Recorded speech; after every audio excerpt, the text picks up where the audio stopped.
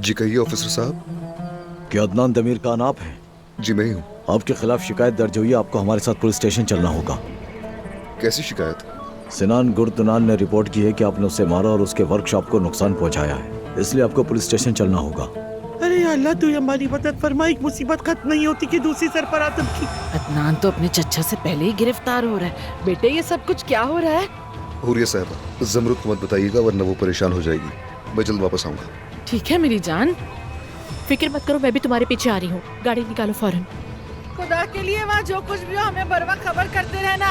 देखो तो क्या हो गया, मुझे तो यकीन ही नहीं आ तुम रहा। अपनी बकवास बंद करो, ये सब तुम्हारी बेटी की वजह से हुआ है।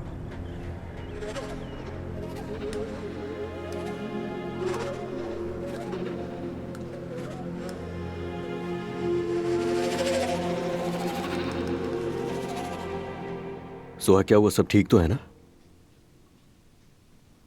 मेरी अम्मी, मेरे बाबा ने उनके साथ इतनी ज्यादतियां की, फिर भी उनका दिफा करती हैं।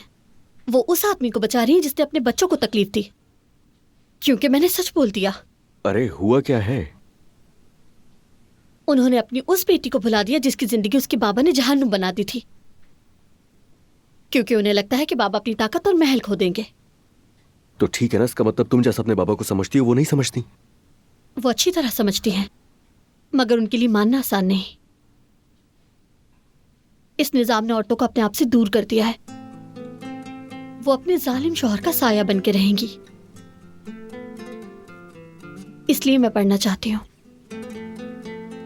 मैं वकील बनूंगी ताकि मैं उन औरतों के हुकूक की हिफाजत कर सकूं जो मेरी और मेरी अम्मी की तरह हैं।